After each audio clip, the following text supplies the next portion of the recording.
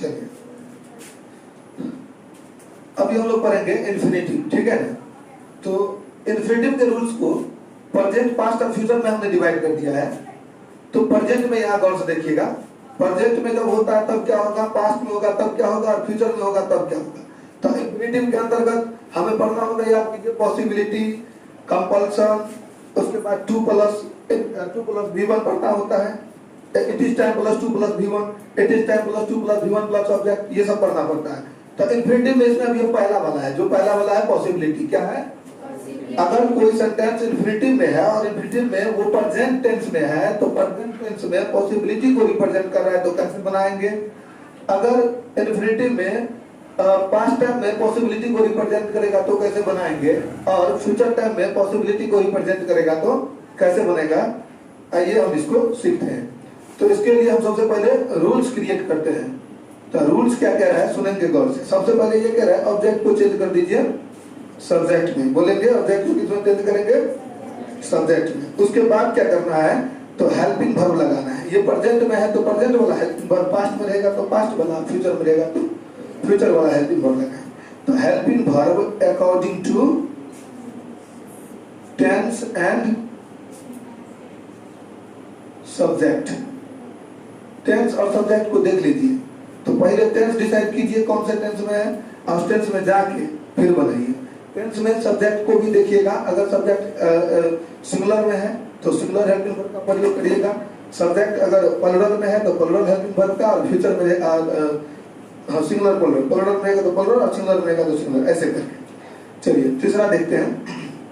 तो सबसे पहले आप ऑब्जेक्ट को सब्जेक्ट में, फिर helping verb according to tense and subject. उसके बाद क्या करना है? तो टू आप प्लस बी कर दीजिएगा, ठीक है। और चौथा ध्यान रखिएगा, इस पॉसिबिलिटी में सब में देखिएगा वर्ब का पहला रूप भी आया है। देखिए v1 हमने एक ही एग्जांपल लिया है, समझने में आसान होगा। खाली वो टेंस के अकॉर्डिंग इसमें हेल्पिंग वर्ब अलग अलग है। यहाँ देख लीजिए, ये टेंस बदला रहा, हेल्पिंग वर्ब के अकॉर्डिंग हम आइडेंटिफाई कर जा पाएंगे कि this is the sentence which comes under the following tenses. Okay, so after that v1 should be changed into v3, और पचमा में याद रखिएगा सब्जेक्ट को चेंज कर देना है बाय प्लस एजेंटिव।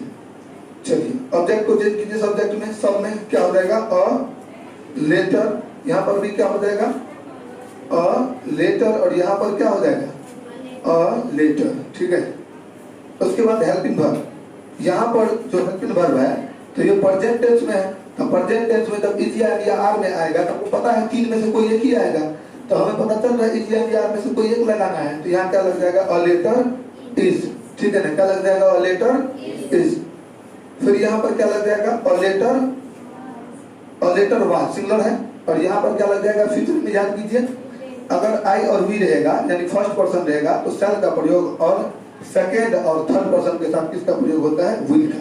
तो अ लेटर थर्ड पर्सन है, क्या हो जाएगा? विल। हेल्पिंग वर्ब हो गया। और सब में देखिए टू आया है, तो सब में आप टू आ बी कर दीजिए, सब में टू बी करते जाइए, सब में टू बी करते जाइए, ठीक है। इतना कम हो गया। फिर v1 को v3 में चेंज कर दीजिए। सब में v1 राइट है, राइट का v3 क्या हो जाएगा? रिटर्न। क्या हो जाएगा? रिटर्न। क्या हो जाएगा?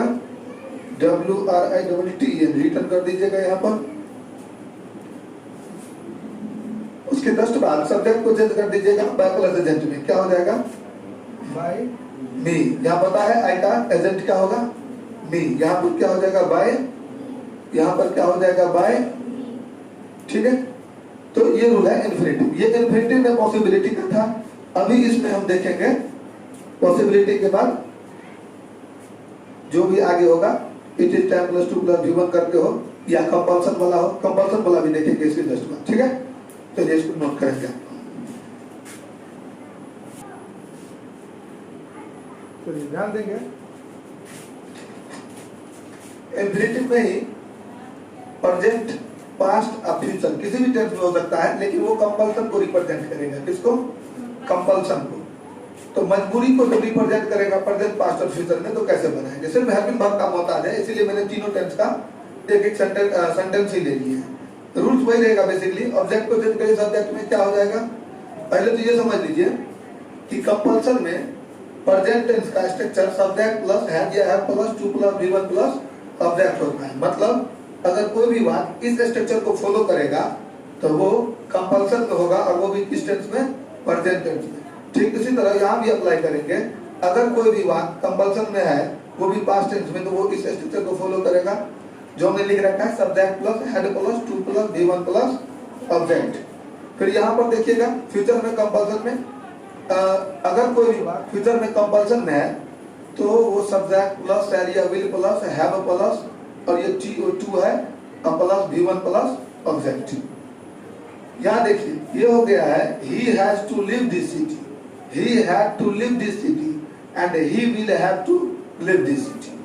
तीनों में have verb का फर्क है। यहाँ देखिए have यहाँ have देखे और यहाँ देखिए will have करके आ गया है, समझ रहे ना, बस यही फर्क है। तो ऑब्जेक्ट को चेंज करिए, सब्जेक्ट में क्या हो जाएगा this city, यहाँ पर भी क्या हो जाएगा this city, और यहां भी क्या हो जाएगा दिस सिटी बोलेंगे आप लोग, और फिर हेल्पिंग वर्ब लगा देंगे सब में according to tense and subject.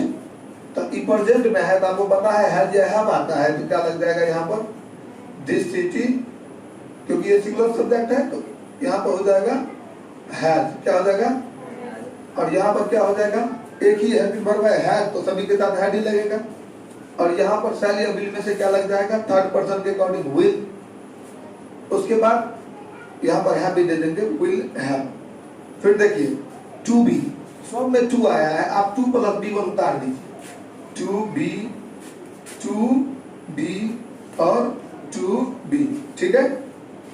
फिर भी वन को भी थ्री में चेंज कर दीजिए, जो भी वन है, कहाँ है लीव, सब जगह लीव है, लीव का भी थ्री क्या हो जाता है लेफ्ट, L-E-F-T लेफ्ट। यहाँ पर भी क्या हो जाएगा L-E-F-T लेफ्ट, और यहाँ भी क्या हो जाएगा L-E-F-T लेफ्ट।